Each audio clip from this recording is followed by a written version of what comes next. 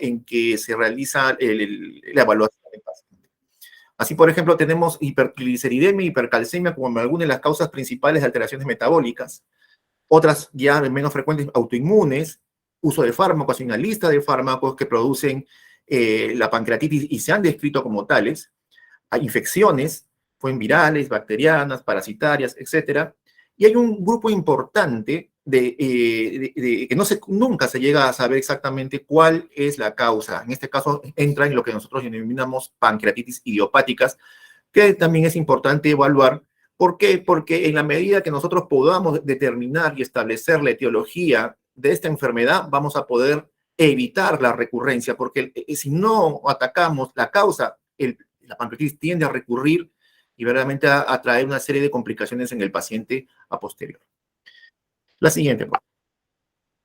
Bueno, acá resumimos la etiología, básicamente la litiasis biliar de la vía biliar es casi el 60%, más un 20%, 15% el consumo de alcohol prolongado, y los traumas endoscópicos, ¿no? La siguiente.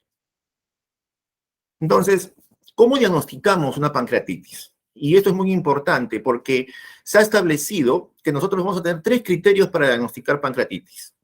Un criterio clínico, un criterio bioquímico y un criterio de imágenes. Entonces, el criterio clínico se basa en el síntoma principal de la pancreatitis, que es el dolor abdominal. Un dolor abdominal muy característico, localizado en epigastrio, que se irradia en forma de cinturón. Pero ojo, no necesariamente hay pacientes que no necesariamente presentan esta forma de presentación tan típica, pero es un dolor abdominal muy intenso. Lo segundo es, en la parte bioquímica, tiene que ver con la elevación de los valores de amilasas y lipasas, ambas enzimas producidas por el páncreas, pero tienen que estar elevadas 3 veces por encima de sus valores normales.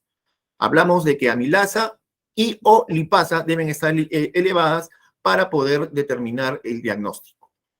Y lo otro es la evidencia radiográfica, que lo que primero que tenemos a la mano en los hospitales y lo que está aconsejado, y como vamos a ver, es a través de imágenes de ecografía, que es la que tenemos más a la mano y es el que a veces nos va a dar más detalles para llegar al diagnóstico. Entonces, de estos 3, si nosotros tenemos 2 de esos criterios, ya tenemos el diagnóstico de pancreatitis aguda. Si solo tenemos 1, es necesario hacer otro tipo de estudios para poder llegar y determinar realmente si estamos o no ante un cuadro de pancreatitis aguda. La siguiente. La siguiente, Cristian, por favor. Entonces, hay una clasificación de pancreatitis. Esa clasificación de pancreatitis se basa en los criterios de Atlanta del año 2012, que ha sido revisado, y se han determinado 3 grados actualmente de pancreatitis. Una pancreatitis leve, que viene a ser el 80% de los casos, en los cuales el paciente se va a recuperar rápidamente, no va a haber cambios mayores y no va a haber complicaciones sistémicas. O sea, los problemas van a ser netamente de orden más local. Lo que hablamos en ese momento en la definición. Solamente hay alteraciones a nivel local. Por lo tanto, la mortalidad de este tipo de pacientes, los leves, que son el 80%, reitero, de este grupo, van a ser solamente en un 2%. La otra categoría, la otra clasificación, la segunda, habla de la pancreatitis moderadamente grave. En este caso, sí hay una falla orgánica, pero esta falla orgánica es transitoria. Después de haberle dado medidas de rescate al paciente, y esta se resuelve en menos de 48 horas, y encima tenemos en un fondo de repente que se produce una pancreatitis necrotizante, también porque podemos evidenciar pancreatitis necrotizante, estos pacientes caben en la clasificación de moderadamente graves. Tiene una mortalidad del 5%. El hecho de que se recuperen rápidamente en menos de 48 horas mejora el pronóstico. A diferencia del grupo de clasificación grave, en el cual sí se hace resucitación, se hace rescate, pero esta falla orgánica se hace prolongada, es más de 48 horas, y entonces estos pacientes que pueden o no pueden tener necrosis son los que se catalogan como graves. Entonces, estos pacientes mayormente van a ir a unidades de cuidados intensivos y los pronósticos van a variar. Entonces, aquellos que tengan este problema grave y a la vez tengan sobre todo necrosis, su mortalidad va a ser cerca de un 10%. ¿Ya? Entonces, este 70% que tiene necrosis 10% de mortalidad. Y el otro 30% que no tienen necrosis, pero tienen, o que en el transcurso evoluciona una necrosis infectada, tienen una mortalidad del 30%. Entonces, este grupo de clasificación, que es la grave, son los que tienen mayor tiempo, mayor estancia hospitalaria, van a ocasionar mayores gastos al sistema hospitalario y van a tener una serie de consecuencias para su salud. Por lo general, estos pacientes de 4 a 6 semanas van a desarrollar un tipo de necrosis amurallada, un tipo de necrosis en el cual se va a formar una pared y va a circunscribir la necrosis, y eso es parte de la evolución de la pancreatitis en sí. La siguiente. La siguiente, Cristian, por favor. Entonces, la anterior. Entonces, la anterior, por favor. Entonces, eso es lo que resumimos entonces. La pancreatitis aguda leve, no hay fallo orgánico y no hay complicaciones locales ni sistémicas. En la moderada, hay un fallo orgánico que se resuelve en 48 horas, o hay complicaciones locales, que puede ser la necrosis o sistémica, pero no hay un fallo orgánico persistente. No hay un fallo orgánico. En cambio, en la grave, sí hay un fallo orgánico que pasa las 48 horas y pueda coger uno o múltiples órganos. ¿Cómo definimos el fallo orgánico? A través de los criterios de Marshall. Es una clasificación que va a tomar en cuenta algunos parámetros para poder establecer exactamente si hay o no fallo orgánico. En base a eso podemos determinar si hay 1, 2 o hasta 3 órganos comprometidos en este tipo de fallo. Es la siguiente. Entonces, ¿cómo vamos a pronosticar una pancreatitis? Ya sabemos que hay diferentes tipos. ¿Cómo vamos a saber si esta pancreatitis es leve, es moderada o es realmente grave? Entonces, se han estado ensayando hace ya mucho tiempo una serie de marcadores o criterios para poder establecer realmente qué es una pancreatitis grave, porque acá lo importante es poder tamizar leve o severa o grave. Para en base a cada uno tiene un manejo diferente. Históricamente se han hablado de muchos criterios, muchos scores. Uno de ellos es el Apache y otros son los criterios de Ransom. El problema del Apache es que tiene demasiados parámetros y usa una reevaluación en 48 horas. Entonces, eso lo hace un poco impracticable. Siempre, pero pese a aún se ha establecido que un Apache 2 mayor de 8 ya le estipula una pancreatitis grave. Pero se trató de buscar algunos scores que sean mucho más convenientes, que tengan pocos exámenes y que pueda establecerse en el momento que el paciente llega a la emergencia y que pueda ser establecido cuál es el tipo de pronóstico que se tiene con ese paciente. Y ese criterio, el que más se ha acercado en la actualidad, es el criterio que se basa en el BISAP, el cual, si es mayor o igual a 3, estamos hablando ya de una pancreatitis grave. Otras formas, otros factores pronósticos son la proteína C reactiva, cuando es más de 150 miligramos, pero se toma a las 48 de 72 horas. Y esto, como le decíamos, lo hace un poco impráctico, porque no nos va a permitir tamizar al paciente sino a las 2 o al tercer día de su llegada a la emergencia. Esa es la diferencia entre la Apache y la proteína C reactiva.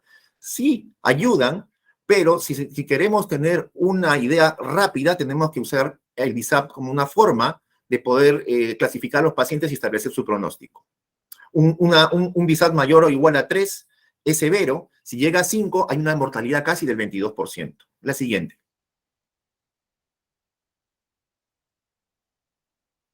Entonces, acá les he resumido lo que viene a ser el índice de severidad de BISAP, que creo que es el más aplicable para los hospitales, de emergencia, en el cual el primer criterio es un boom de mayor de 25 miligramos por decilitro.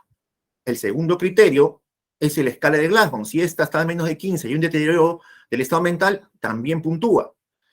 El tercer punto tiene que ver con el CIRS, y ese se define por 2 de los criterios que vienen a continuación. De esos 4, por lo menos que tenga 2 o más de 2. Temperatura más de 36 a 38, frecuencia respiratoria 20 por minuto y presión arterial de CO2 menor de 32, frecuencia cardíaca más de 90, leucocitosis o leucopenia y presencia de bastonados más del 10%. La edad también es un factor, si son mayores de 60, y derrame pleural. Entonces, si nosotros tenemos 3 de estos criterios suficientes, entonces vamos a poder establecer que este paciente tiene una pancreatitis severa. Y por lo tanto, debemos tomar en cuenta esto para la evolución y los medios que se van a tomar para el tratamiento del paciente. Acá lo que marca la evolución desfavorable del paciente va a ser el CIRS. Si un paciente tiene CIRS, es muy probable que este paciente desarrolle una pancreatitis severa. La siguiente.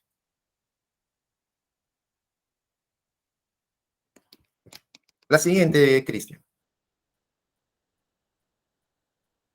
Entonces, las 48-72 horas de un paciente con pancreatitis es lo más importante, son vitales, porque en esos primeros 2 o 3 días es necesario tomar las medidas necesarias, las decisiones que se necesitan para poder evitar que la enfermedad se complique. Y eso lo vamos a ver. Entonces, establecer en las primeras 48-72 horas un buen tratamiento es importante para el pronóstico. Sin embargo, a pesar de esto, no podemos hasta el momento, no existe un tratamiento específico que paute el manejo de los pacientes. Entonces, actualmente existen muchos paradigmas en el manejo de la pancreatitis. Por eso es que justamente va a esta ponencia con la finalidad de dar de luz sobre los últimos hallazgos médicos y científicos sobre lo que viene a ser el manejo de los pacientes con pancreatitis.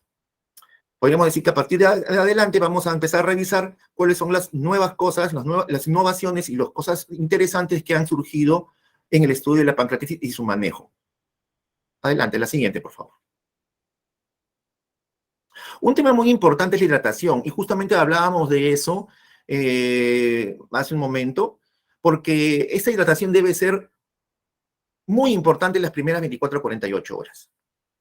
Entonces, sabemos que como el mecanismo fisiopatológico de la pancreatitis por el cual se desencadena es una serie de acontecimientos que van a desarrollar y van a poner en acción la cascada inflamatoria. Y esa cascada inflamatoria va a traer como consecuencia sustancias vasoactivas, vasodilatación, hipoperfusión e infartos a nivel de la circulación pancreática. Un infarto pancreático que es lo que al final lleva a la necrosis pancreática, que eso es una de las complicaciones más importantes y podemos decirlo más temidas de esta enfermedad.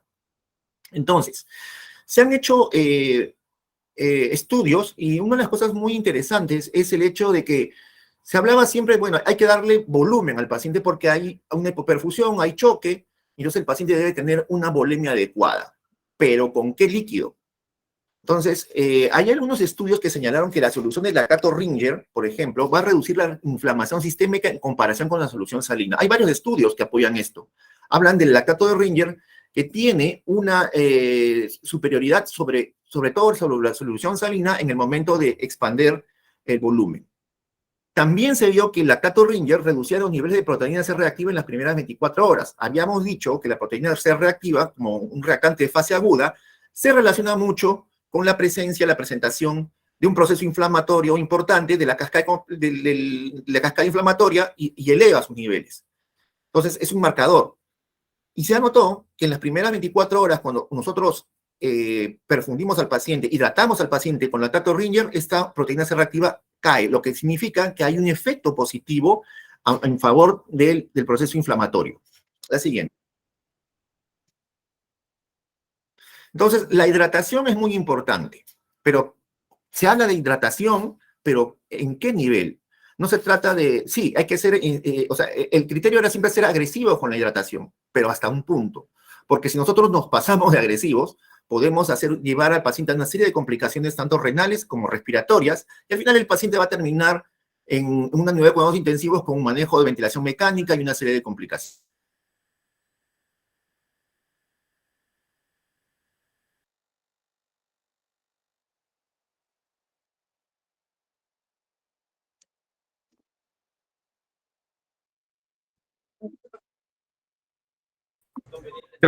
Ahí, doctor, creo que se le fue la señal un momento.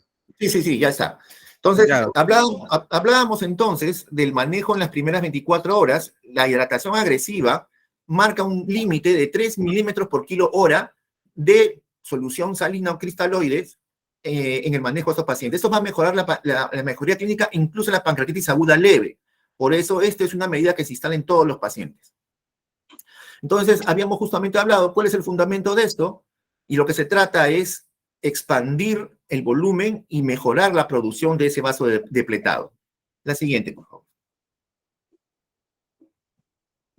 Entonces, hasta el momento, ahora, veamos el tema ahora, eso era lo relacionado con la hidratación. Veamos otro punto que tiene que ver con los antibióticos profilácticos. Siempre se ha dicho y se señala que no se debe usar antibióticos en pacientes con pancreatitis aguda, salvo porque hay excepciones. Entonces, hasta el momento, igual, no se recomienda su uso en casos graves o necrosis estéril. Sabemos que los pacientes que son más candidatos y siempre se ha enfocado a pacientes que tengan una necrosis, pero tiene que ser infectada. Una necrosis estéril no amerita antibióticos. Estamos hablando entonces de pacientes con pancreatitis severa. Entonces, se ha visto que el hecho de dar antibióticos en pacientes que usan con pancreatitis grave o necrosis estéril no va a tener ninguna connotación sobre la sobrevida del paciente ni va a disminuir los días de estancia hospitalaria. Es más, el problema es que puede ocasionar a la larga resistencia bacteriana a los gérmenes que producen, que hay, y al final esto va en detrimento del mismo paciente. Incluso puede colonizar su intestino por otro tipo de gérmenes que sí son resistentes y que van a tener otra serie de problemas en un momento en que no es necesario. Por eso hay una indicación, y en eso todavía persiste la indicación, de que debe darse antibióticos solamente en necrosis infectada. Entonces, es favorable cuando se presenta la necrosis infectada. Por lo general, la necrosis infectada no se va a dar en las primeras horas, ni en los primeros días. La necrosis infectada aparece a partir del 7º día, 10º día de la hospitalización, pero por término medio se habla incluso de 13 a 26 días en las cuales la necrosis infectada aparece. Ahí sí puede haberse dado la indicación, y es la indicación, sí, en la cual hay que dar antibióticos profilácticos. En este caso, sí. Sí amerita, si estamos dando un tratamiento ya prácticamente de una necrosis, cuyos mayormente gérmenes son gérmenes gram negativos y anaerobios. La siguiente. Entonces, la mejor forma de establecer si un paciente tiene una necrosis infectada es, la regla de oro es una aspiración con aguja fina guiada por tomografía, hacer una tinción gran y un cultivo. Claro que esto no es, eso es lo, como le digo, el gold estándar, pero a veces eso no lo encontramos muy a la mano. Entonces hay otras formas de poder establecer si el paciente pueda tener una necrosis infectada. Y eso puede ser a través de la clínica del paciente, que puede ser tórpida, la presencia de imágenes en una tomografía y el deterioro clínico en el seguimiento que se hace al paciente. En ese caso, podremos establecer un esquema antibiótico profiláctico de forma empírica. Entonces, allá que hay una serie de medicamentos con los carbapenémicos, como puede ser el imipenem, el meropenem, las quinolonas como el ciprofloxacino y el metronidazol. Aparte también hay estudios con el piperazolina talsolvatán, que también son indicados en este tipo de pacientes. Entonces, este arsenal de antibióticos debe ser usado solamente para pacientes en los cuales se sospeche fuertemente, si no se puede tener a la mano la tinción a través de aspiración de aguja fina, para poder darle el tratamiento que tienen, que hay una ya prácticamente establecida, una alta sospecha de una necrosis infectada. La siguiente. Entonces, pero hay otra cosa interesante que surgió hace ya unos años, y es que también hay una prueba llamada la procalcitonina, que es una prueba en la cual se puede valorar el inicio del tratamiento antibiótico con esta prueba. Cuando la procalcitonina sale elevada en los niveles, entonces, normalmente la procalcitonina es esta sustancia, esta proteína, se eleva en condiciones de sepsis urinaria, respiratoria, abdominal, y puede ser utilizada para establecer una sepsis o un inicio de lo que viene a ser una pancreatitis infectada. Entonces, la procalcitonina es un predictor de infección, de riesgo de infección, y eso nos puede también ayudar a poder establecer y poder iniciar de forma empírica un tratamiento antibiótico. La siguiente. Otro punto que vamos a pasar tiene que ver con la nutrición del paciente. Entonces, siempre se había dicho que el paciente con pancreatitis es un paciente que debe tener reposo gástrico, que no debe comer entre 48 hasta 72 horas incluso, y que esto, a la larga, tendría que ver con el reposo de la glándula pancreática, y eso le ayudaría a mejorar. Eso siempre ha sido la forma como se trató. Últimamente, a diferencia de lo que se creía, entonces se han dado unos nuevos alcances en eso. Actualmente ya se recomienda la alimentación temprana. Estamos hablando que los pacientes podrían comer en 24, 78 horas, pero por medio de una dieta baja, normal, en grasa. Entonces, se ha visto a través de esos estudios de que los pacientes evolucionan adecuadamente, que ya no es necesario un ayuno tan prolongado, porque a la larga el ayuno prolongado lo que hace es que el paciente lo termina desnutriendo. El problema de la pancreatitis es que es una enfermedad hipercatabólica, y como enfermedad hipercatabólica, lo que ocasiona es malnutrición y problemas que el paciente al final va a terminar complicándose con las infecciones que se puedan presentar y con la misma enfermedad. Al final, el ayuno termina siendo perjudicial para un paciente que necesita estar nutrido y necesita tener una respuesta adecuada ante la enfermedad a través de su sistema inmunológico, y la alimentación la va a dar una alimentación temprana. Entonces, lo que ahora se indica es una alimentación que se puede iniciar a las 24 o 48 horas. La siguiente. Entonces, en los pacientes que no toleran la vía oral, porque se puede dar el caso, un 20% de estos pacientes que se le inicia la vía oral a veces sienten dolor. En este caso, estos pacientes podrían esperarse y si son leves, esperar e intentar nuevamente una dieta bioral. Pero da el caso que si ya pasan 3 o 4 días y los pacientes no se les puede alimentar, se debe optar por la vía de una sonda nasogástrica o una sonda nasoyunal. Ojo, nasogástrica. Anteriormente tampoco se hablaba de sonda nasogástrica, solamente se hablaba de una alimentación nasoyunal, pero también actualmente ya se habla también de alimentación por sonda nasogástrica y nasoyunal, tan igual, y ambos pacientes van bien, lo cual también nosotros hemos visto en nuestra práctica en el hospital. La siguiente.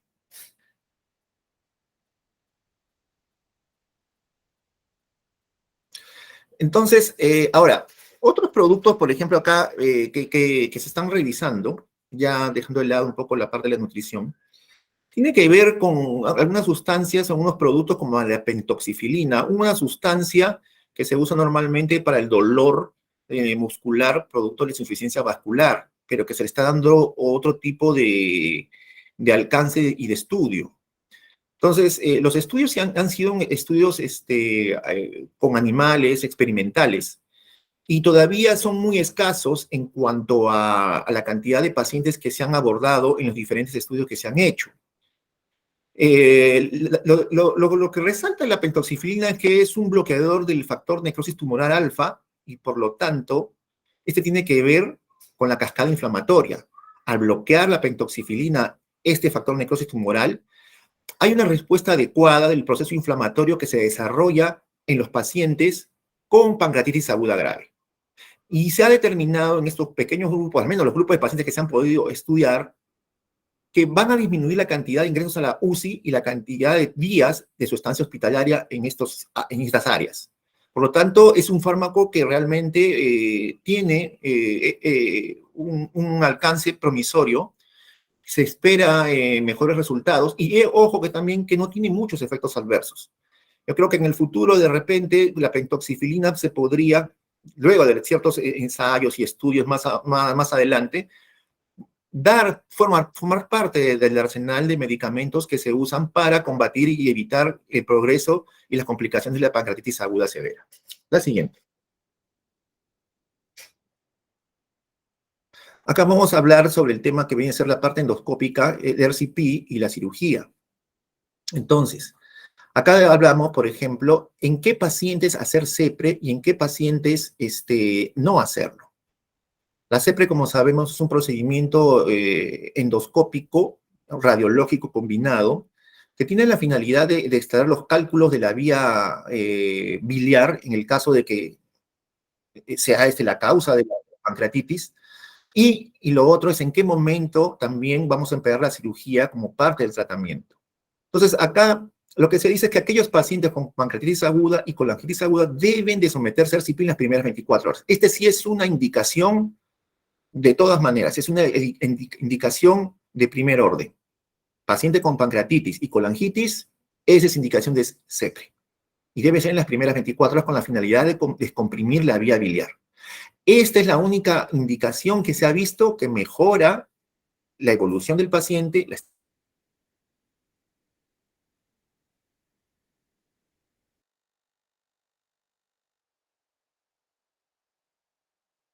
Un momento, por favor, creo que tenemos un problema con la señal del ponente. Mientras retomamos la conexión. Sí, Ya, aló. sí, doctor, ya nuevamente tuvo un problema. Adelante, Aló. doctor. Siga adelante. Ya. ¿En qué momento hacemos colestectomía? Porque al final, como hablamos, de un 60-80% de pacientes que la causa de la pancreatitis es una causa biliar, estos pacientes deben ser posteriormente colecistectomizados, ¿no? ¿En qué momento? Y eso ha sido una materia también de mucha controversia.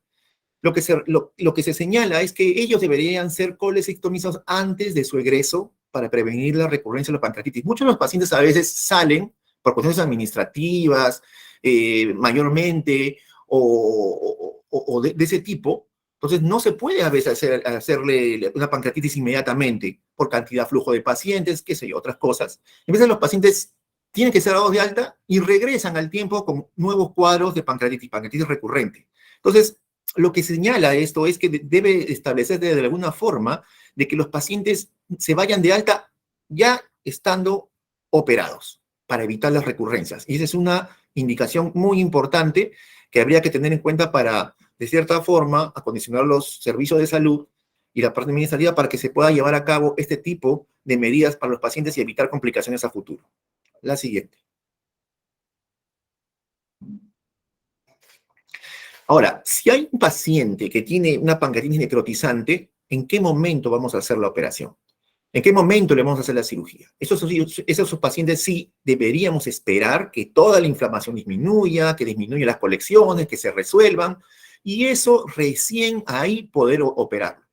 Hay que tener en cuenta que entre la segunda y la cuarta semana aparecen una serie de complicaciones en los pacientes con pancreatitis severa, y sobre todo necrotizante, como los pseudoquistes, las colecciones. Entonces, operar en ese momento a los pacientes no es dable. Hay que esperar que se resuelvan todos estos eventos, que la inflamación activa disminuya para poder hacerle la cirugía correspondiente. Entonces, hay también los otros pacientes estables que han tenido necrosis infectada, porque lo que hablamos anteriormente era simplemente necrosis, pancreatitis necrotizante, estéril, pero hablamos de pacientes con necrosis infectada. Entonces, en este tipo de pacientes, lo que se trata de hacer es actualmente un drenaje no tan invasivo ni tan agresivo, sino un drenaje que mayormente puede ser endoscópico y ocurre por lo general después de las 4 semanas, cuando ya todos los contenidos se han licuefactado, se han desarrollado una pared fibrosa alrededor de la necrosis y lo han encapsulado, y en ese caso es necesario ahí recién poder hacer algún tipo de intervención quirúrgica sobre este tipo de pacientes que han tenido, ojo, necrosis infectada. La siguiente, por favor.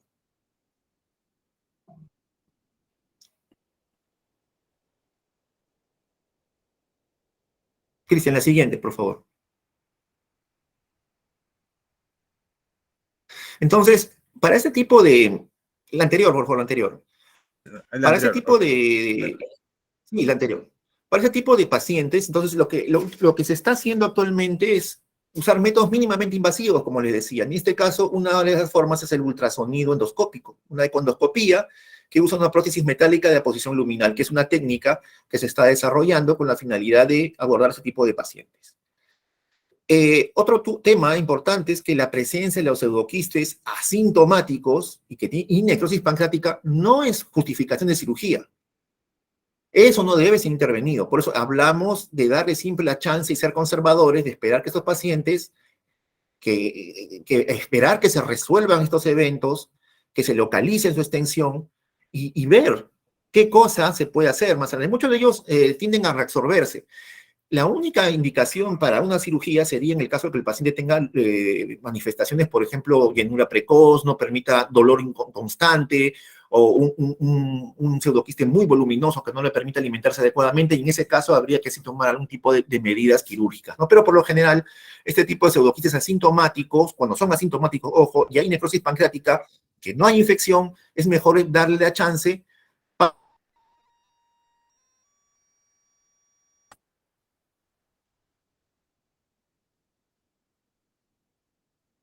La siguiente, Cristian, por favor. Eh,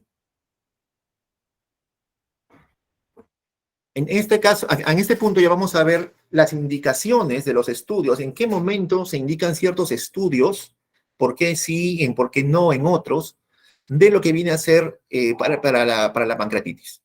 El primer estudio que siempre tenemos a la mano y hemos señalado como uno de los criterios para llegar al diagnóstico es el ultrasonido de ecografía. La ventaja es su costo, su accesibilidad y los datos que nos puede proporcionar como método de estudio de imagen.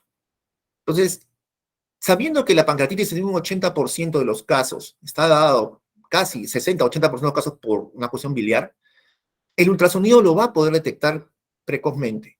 Y el ultrasonido es mejor sobre la tomografía y sobre la resonancia para ver cálculos en la vesícula, Entonces, y mayormente esos son los cuadros que ocasionan la pancreatitis. Entonces, es para valorar eso. Cuando hablamos de tomografía, la tomografía no es un procedimiento para diagnosticar pancreatitis, ojo, es un procedimiento para valorar severidad. Y por lo general, esta no debe darse en las primeras 24 o 48 horas. La tomografía tiene una indicación a partir de las 72 horas. Usarlo antes sería un desperdicio de medios, de medios económicos con un procedimiento que no, con un estudio que no debería hacerse en ese momento, porque la verdad es que no va a poder determinar exactamente necrosis, localización y una serie de cosas que en ese tiempo tan temprano no es capaz de hacerlo. Entonces, la tomografía con contraste, entonces, no debe realizarse por protocolo. Y solamente puede darse en aquellos casos en los que se tiene una presentación química y bioquímica muy típica. Si digamos en las primeras 24, 48, yo sospecho que de repente hay algo, una infección importante, en ese caso, bueno, en ese caso. Pero por lo general se trata de prolongarlo a las 72 horas, porque antes, como lo reitero, no da un buen rendimiento como estudio de imagen. La siguiente. Entonces, la tomografía en sí debe ser recomendable en casos donde la presentación clínica y los niveles de amilasa y lipasa no son concluyentes. Entonces, yo tengo un paciente que no tengo claro, le he hecho ecografía, los criterios clínicos y los criterios bioquímicos, y no lo tengo claro, no está muy claro que sea realmente, entonces en ese caso yo puedo solicitar una tomografía para ver, entonces sirve como, no como diagnóstico de la pancreatitis, sino para descartar otro tipo de enfermedades en las primeras 72 horas. Otras causas que puedan ser, que no sean pancreatitis. En ese caso, sí ameritaría. Pero hay, en ese, y es más, y también marca eso el deterioro del estado del paciente. Si es un paciente con disminución de hemoglobina, taquicardia, fiebre, etcétera, etcétera, entonces en ese caso podríamos señalar una tomografía como indicación en las primeras 72 horas. Entonces, eso es lo que hablábamos, ¿no? Que la toma temprana puede subestimar la gravedad de la enfermedad. En cambio, cuando ya se hace en forma tardía, incluso después de las 7 a 21 días, sí cobra una importancia la tomografía porque va a evaluar la gravedad y va a guiar nuestro tratamiento con el paciente. La siguiente. Entonces, acá vamos a ver algunas situaciones que son nuevos blancos terapéuticos, mencionarlos, porque muchos de ellos están todavía en ensayos, pero que de repente tienen algún futuro, porque el estudio de la pancreatitis se está ciñendo más que todo a estos nuevos blancos terapéuticos que tienen que ver con la fisiopatología y la cascada terapéutica que se desarrolla como origen de la pancreatitis aguda, ¿no? Entonces ya sabemos, por ejemplo, que la pancreatitis se debe a una activación prematura del tripsinógeno, una alteración del retículo endoplásmico, hay una serie de cascadas que se desencadenan, Y esto por toxinas, incluso el alcohol, la nicotina, ácidos biliares, una serie de trastornos incluso mecánicos a nivel de la presión ductual, una serie de acontecimientos. Y en base a esto es que se va a desarrollar la respuesta inflamatoria, la reacción inflamatoria y la presentación del cuadro de la pancreatitis aguda. El siguiente. Entonces, en base a esto se ha establecido, por ejemplo, que uno de los factores de la cascada que interfiere en la llamada tormenta de citoquinas que ocurre es la interleuquina 6.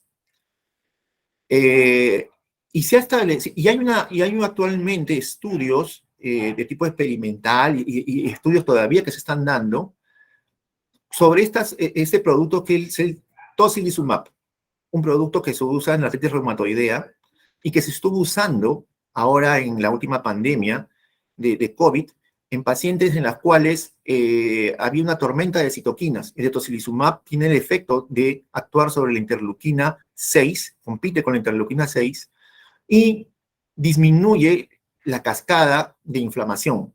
Entonces, en base a esto es que se proyecta que este producto, tocilizumab, en el futuro, teniendo en base el origen de la pancreatitis, pueda tener un uso adecuado, un uso para los pacientes con pancreatitis aguda severa.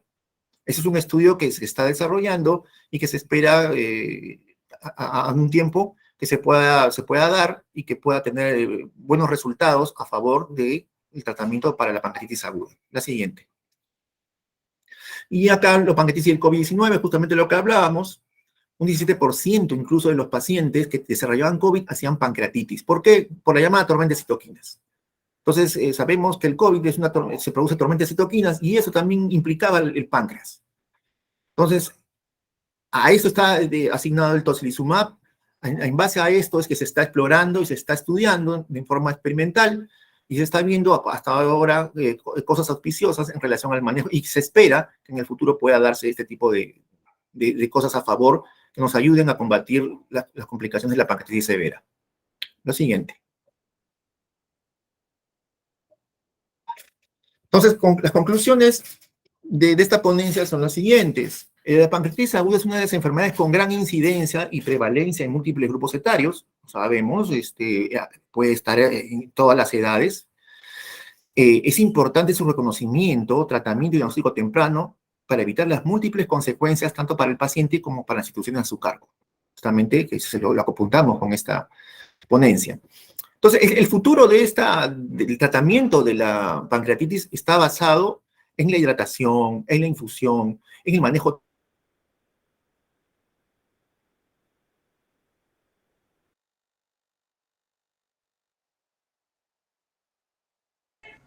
Nuevamente tenemos un problema con la señal del doctor. La disculpa del caso. Cuando el doctor nos esté nuevamente conectado, se le ha caído la conexión. Estamos teniendo un problema. Unos momentitos, por favor, porque justo ya estamos a punto de concluir la exposición. Doctor, ¿me avisa cuando está por ahí? Mientras vamos retomando, recordarles que esta es una actividad de telecapacitación dirigida al personal médico asistencial. Doctor, nuevamente, tuvo problemas con la señal. Adelante, doctor. Sí, decía que la última parte ya vendría a ser... Ahora sí, yo sí lo escucho bien. Adelante, doctor.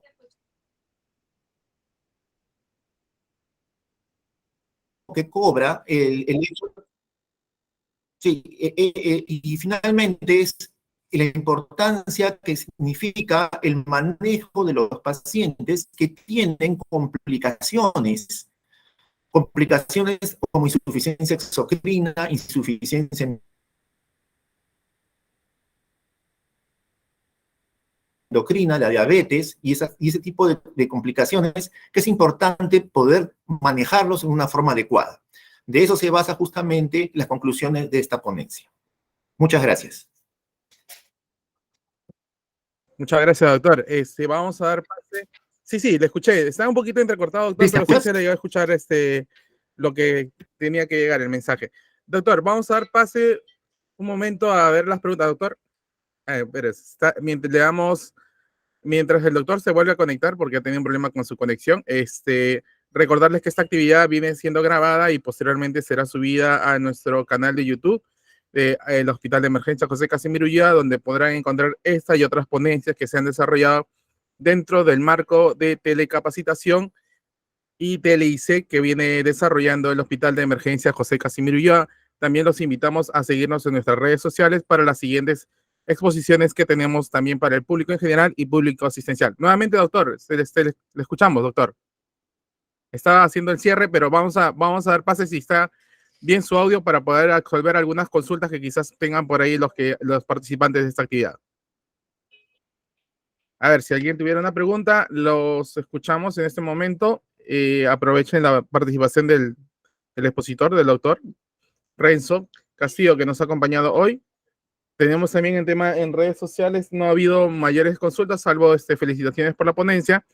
Esta actividad, como ya lo hemos mencionado, se ha venido transmitiendo a través del Facebook Live del hospital y por ello también es importante que nos sigan en nuestras redes sociales oficiales, ¿no?